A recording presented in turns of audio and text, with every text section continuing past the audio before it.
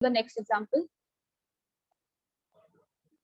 Next जो हमारे पास में कैटेगरी अब आ रही है वो है की इवेंट्स से रिलेटेड। देखिए, मैंने यहाँ पे स्टार्टिंग में जब इवेंट हैंडलिंग का पार्ट हम स्टार्ट कर रहे थे तब मैंने आपको बहुत सारी चीजें कही थी। उसमें ये भी था कि जितने भी हमारे पास में लाइक सिस्टम से कनेक्टेड कंपोनेंट्स है, लाइक कीबोर्ड है, माउस है, तो हर एक की के साथ में भी कुछ इवेंट अकर हो सकता है और माउस के साथ में भी इवेंट अकर हो सकता है।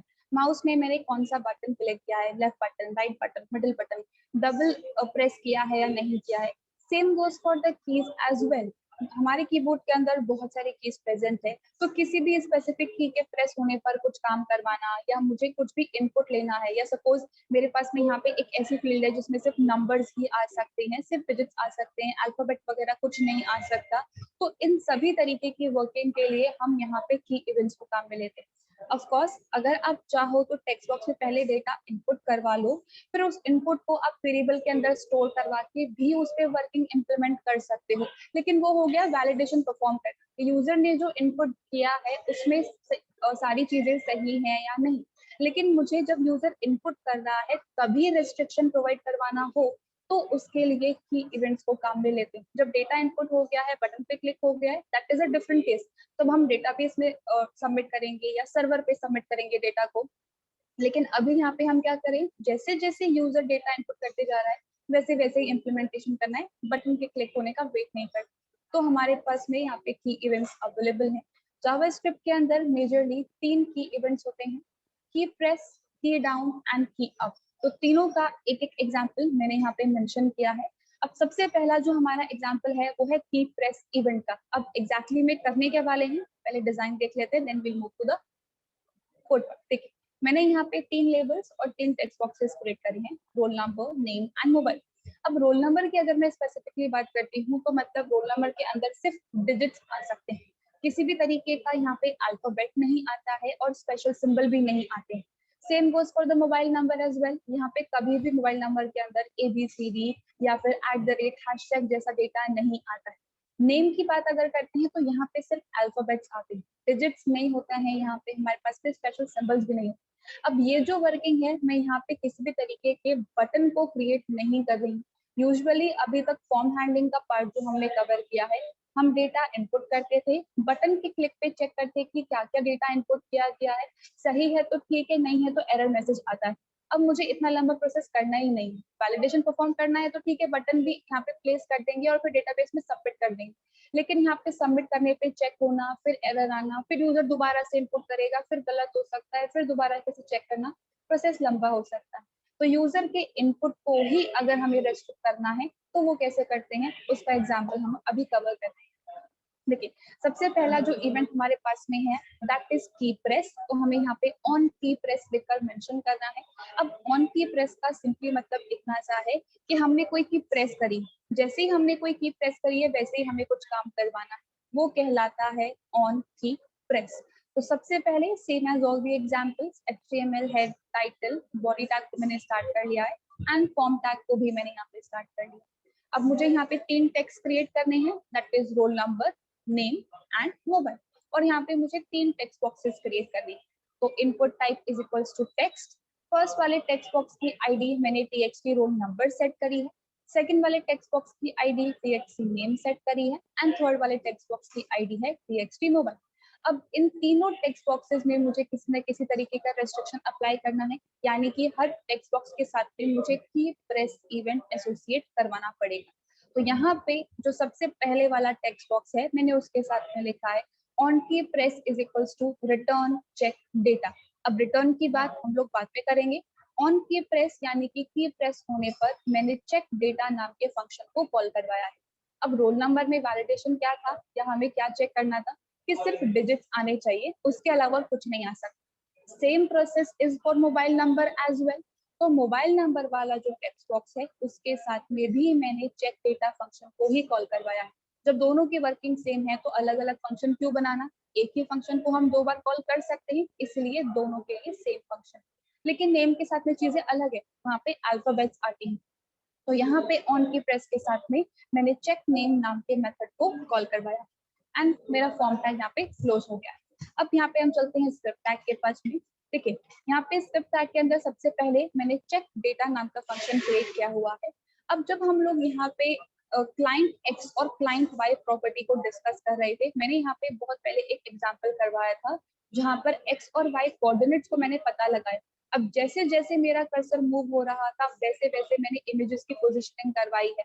तो यहाँ पे हमारा जो करंट कोऑर्डिनेट है, करंट हाउस की पोजीशन क्या है, अगर हमें वो पता लगाना है तो हम event dot client X and event dot client Y को काम में लेते थे। तो किसी भी तरीके का इवेंट अगर हम अकर कर रहे हैं फ्रॉम माउस और फ्रॉम कीबोर्ड, तो उसके लिए यहाँ पे एक प्री डिफाइंड ऑब्जेक्ट अवेलेबल है जो कहलाता है इवेंट। जैसे विंडो है हमारे पास में, डॉक्यूमेंट है हमारे पास में, डेट है, मैप है, सिमिलरली इवेंट भी हमारे पास में एक प्री डिफाइंड ऑब्जेक्ट है।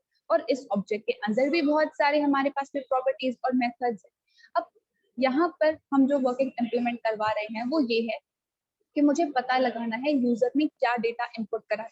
क्या डेटा इनपुट करा है मतलब अगर यहाँ पे डिजिट्स की बात करें तो 0 से 9 तक की डिजिट्स हो सकती है। तो 0 से 9 तक का डेटा इनपुट किया गया है, ये कैसे पता चलता है? हम यहाँ पे ASCII कोड के हेल्प से पता लगा सकते हैं। तो यहाँ पे यूजर ने कौन सी की प्रेस करी है और उसका ASCII कोड क्या है, उसके लिए यहाँ पे क्यार कोड नाम की प्रॉपर्टी को काम में लिया जाता है। देखिए एक फंक्शन हम लोगों ने स्ट्रिंग में कवर किया था क्यार कोड एट, तो यहाँ पे स्ट्रिंग में स्पेसिफिक इंडेक्स पे जो भी कैरेक्टर है उसका ASCII हमें रिटर्न हो रहा था। एग्जैक्टली में इस प्रॉपर्टी की वर्किंग भी वही है। हम यहाँ पे जो भी इवेंट अकर हो रहा है, यानी कि जैसे जैसे की प्रेस हो रही है वैसे वैसे जो भी कैरेक्टर यूजर टाइप करता जा रहा है उसका कैर कोड यानी कि ASCII वैल्यू मैंने के नाम के वेरिएबल के अंदर स्टोर करवा लिया है। अब यहाँ पर अगर मैं स्पेसिफिक डिजिट्स की बात करती हूँ यानी कि 0 से 9 तक, तो उनका जो ASCII का रेंज होता है दैट इज फ्रॉम 48 टू 57। तो अगर 0 से 9 तक के बीच में डेटा इनपुट किया है तो अच्छी बात है, डेटा सही है। अगर नहीं है तो हमें कुछ भी वर्किंग इम्प्लीमेंट नहीं करवानी, यूजर को हमें डेटा टाइप नहीं करने देना। मतलब अगर वो डेटा टाइप करता भी है तो टेक्स्ट बॉक्स में शो ही नहीं होगा। तो मैंने यहाँ पे एक कंडीशन लिखी है, if k is greater than equals to 48 and k is less than equals to 57। मतलब यहाँ पे जो ASCII कोड हमारे पास में आया है वो इस रेंज के बीच में अगर फॉल कर रहा है, यानी कि वो 0 से 9 हमारे पास में डिजिट का है कोई ना कोई ASCII कोड, तो मैंने यहाँ पे सिंपली रिटर्न करवा दिया है ट्रू वैल्यू को। अब यहाँ पे रिटर्न स्टेटमेंट जो है वो वैल्यू कहाँ भेजता है, जहां से फंक्शन को कॉल किया गया है। तो फंक्शन को कहाँ कॉल किया गया है, इधर ऑन की प्रेस के साथ में। तो यहाँ पे हमारे पास में ट्रू आके सब्स्टिट्यूट हो जाएगा, तो स्टेटमेंट बन जाएगा on key press is equals to return true. लेकिन मान लीजिए कि यहाँ पर कोई भी डिजिट नहीं, यूजर ने सपोज एक्स इनपुट कर दिया या डब्ल्यू इनपुट कर दिया, तो वो तो इस रेंज के अंदर फॉल करता ही नहीं है। अल्फाबेट्स का जो रेंज होता है that is from 65 to 90, 97 to 122। तो इफ वाली कंडीशन तो हमारी फॉल्स हो जाएगी और हम आ जाएंगे एल्स पार्ट के अंदर। और एल्स के अंदर मैंने यहाँ पे लिखा है रिटर्न फॉल्स। अब अगेन फॉल्स कहाँ पे रिटर्न होगा, जहां से फंक्शन को कॉल किया गया है, यानी कि चेक डेटा की जगह आके फॉल्स सब्स्टिट्यूट हो जाएगा। तो on key press is equals to return false, ये हमारा स्टेटमेंट बनेगा। तो सिमिलर टाइप का कंसेप्ट हम लोगों ने आई गेस एक बार पहले भी किया था, जहां पे मैंने on click is equals to return false लिखा है। देखिए कभी भी किसी भी इवेंट के आगे अगर रिटर्न फॉल्स लिखा हुआ है तो इसका मतलब ये है कि यूजर ने हमें जो भी इनपुट प्रोवाइड किया है उस इनपुट को हमें कैंसिल करना है, उस इनपुट को हमें ब्लॉक करना है। तो यूजर ने अगर रोल नंबर वाले टेक्स्ट बॉक्स के अंदर 8 टाइप किया तो हमारे पास में फॉल्स आएगा, और फॉल्स आने की वजह से यूजर ने जो भी इनपुट किया है उसे कैंसिल कर दिया जाएगा। तो कैंसिल होने की वजह से वो अल्फाबेट कभी भी टेक्स्ट बॉक्स के अंदर आके डिस्प्ले ही नहीं हो।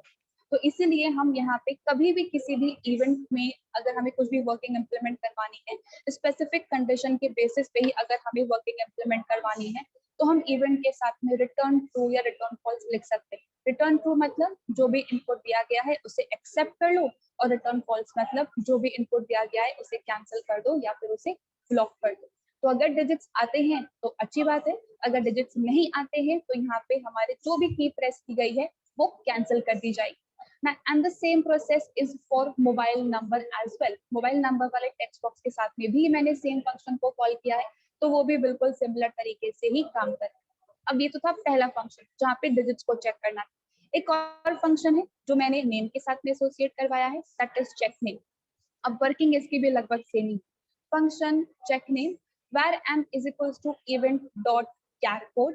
अब यहाँ पर सेम जो की यूजर प्रेस करेगा उसका ASCII कोड मैंने यहाँ पे m नाम के वेरिएबल के अंदर स्टोर करवा लिया।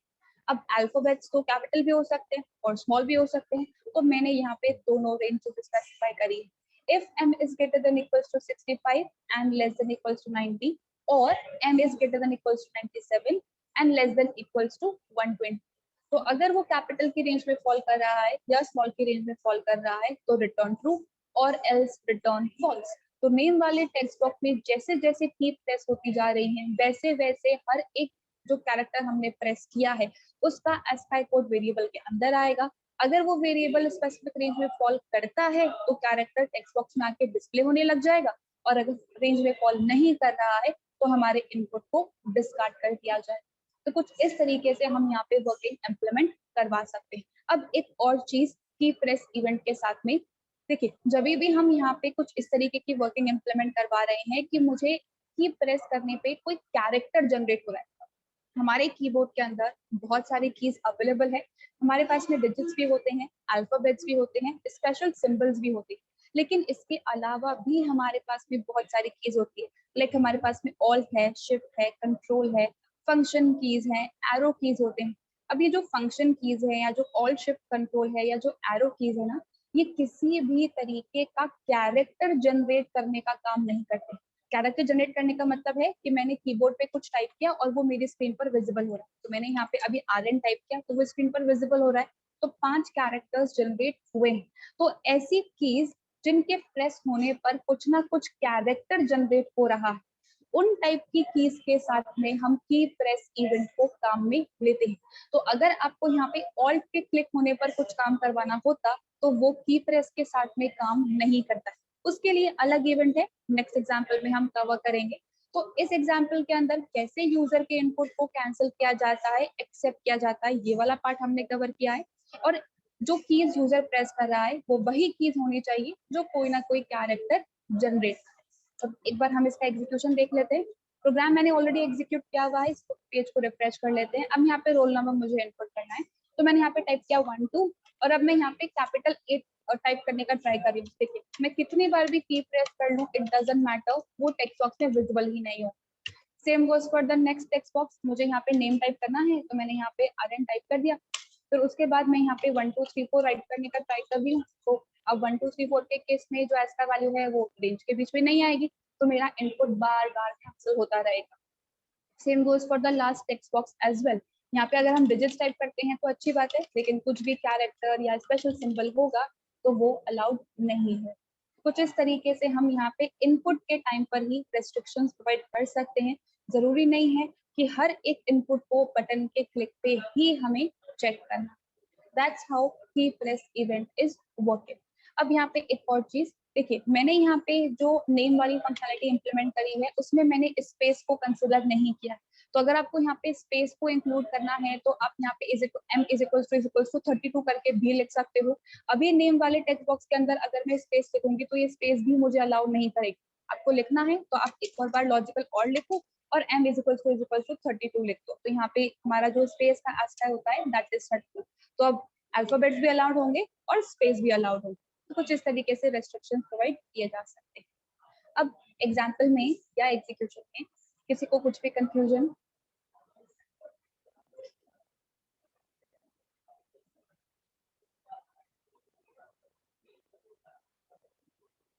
सबको क्लियर सारी चीजें? नेक्स्ट एग्जाम्पल देखने पे ऑलराइट।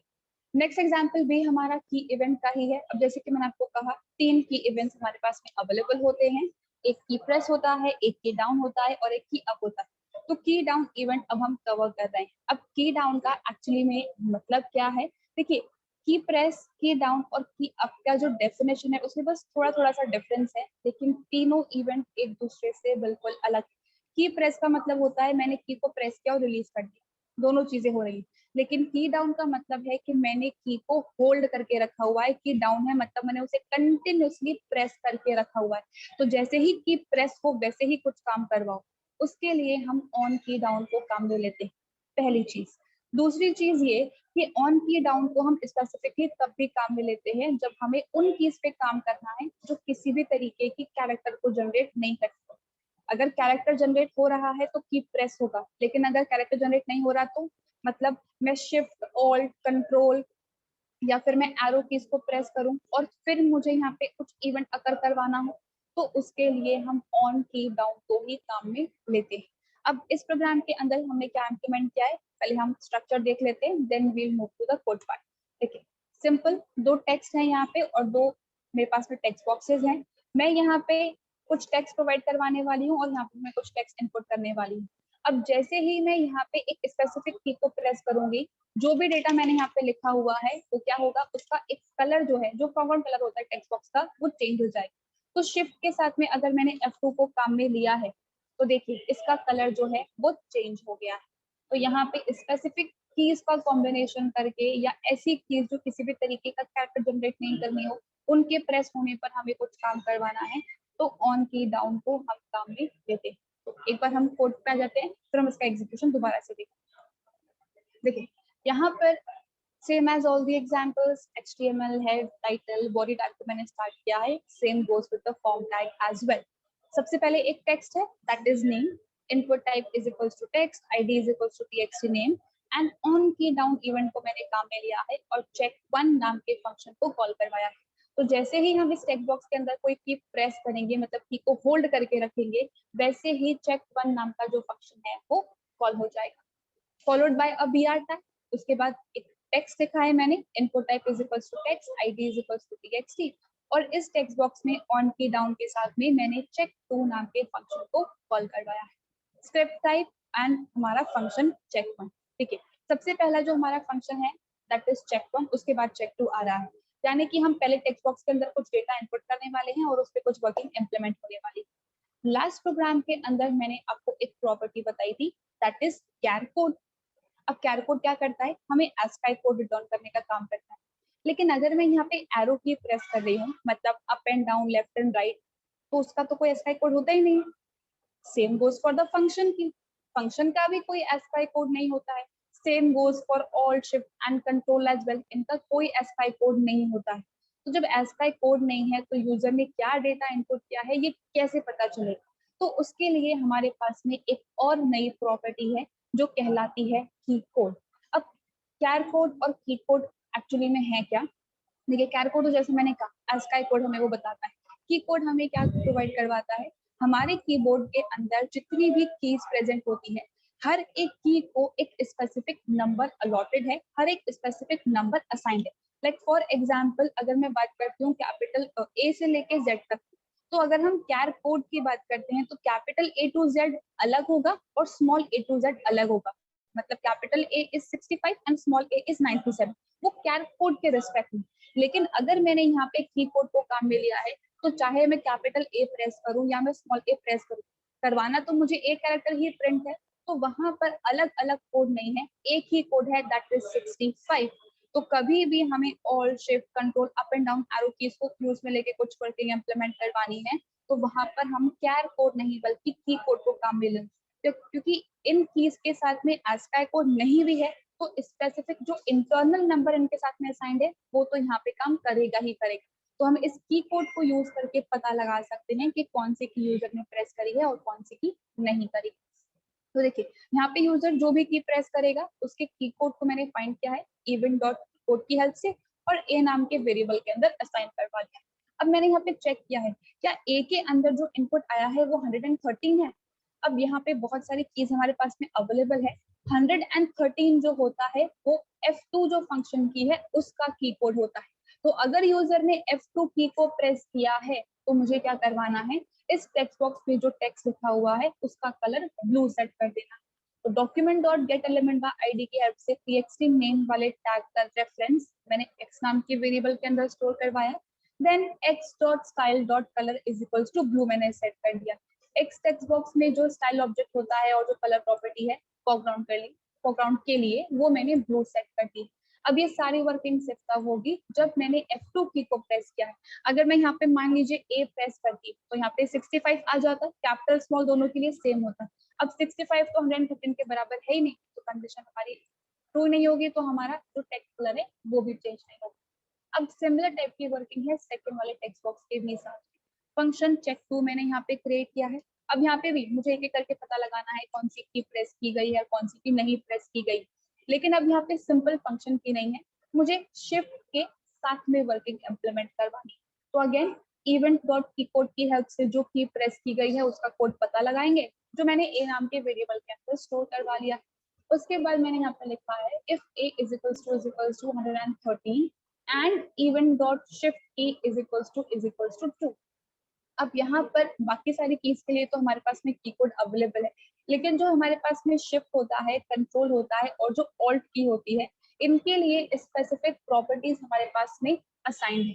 तो इवेंट डॉट शिफ्ट की का मतलब ये है कि अगर यूजर शिफ्ट की प्रेस करता है, मतलब ये हमें ट्रू रिटर्न करेगा, ट्रू ट्रू के बराबर है। और यहाँ पे लॉजिकल एंड ऑपरेटर मैंने काम में लिया है, मतलब F2 भी प्रेस किया गया।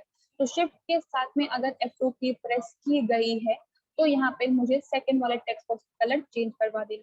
तो where x is equals to document dot get element by id txt x dot style dot color is equals to green। Second वाले टेक्स्ट बॉक्स का रेफरेंस मैंने स्टोर करवाया और फॉरग्राउंड कलर जो है तो मैंने चेंज कर दिया। अब देखिए यहाँ पे हमारे पास में इन केस का प्रॉपर्टीज इसलिए अवेलेबल है क्योंकि शिफ्ट की, ऑल्ट की और कंट्रोल की जो है हमारे कीबोर्ड में दो दो कीज होती है।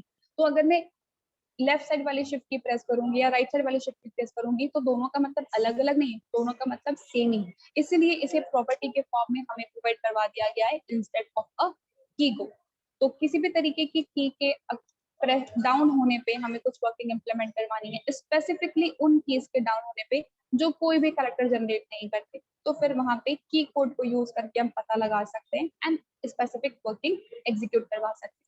अब एक बार हम एग्जीक्यूशन पे चलते हैं। देखिए पेज को मैंने रिफ्रेश कर दिया है, यहाँ पे मैं नेम में आर्यन इनपुट कर रही हूँ और टेक्स्ट के अंदर मैंने अजमेर इनपुट कर दिया है।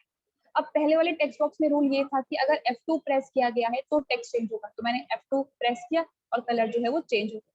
सेकंड वाले के अंदर था शिफ्ट प्लस F2, तो अगर मैं F2 प्रेस करूंगी तो यहाँ पे कुछ भी वर्किंग नहीं होगी, अगर मैं शिफ्ट प्रेस करूंगी तो कुछ भी वर्किंग नहीं होगी। मुझे यहाँ पे क्या करना है, शिफ्ट प्लस F2 प्रेस करना। देखिए जैसे ही शिफ्ट प्लस F2 प्रेस किया है वैसे ही कलर जो है वो चेंज हो गया है। तो कुछ इस तरीके की वर्किंग यहाँ पे हम एग्जीक्यूट कर सकते हैं यूजिंग की डाउन इवेंट। अब इस एग्जाम्पल के अंदर किसी को कुछ भी confusion, key code and char code are important properties, किसी को भी कुछ भी कंफ्यूजन है तो कभी पूछ लेना क्योंकि बाद में कोई प्रॉब्लम आती है।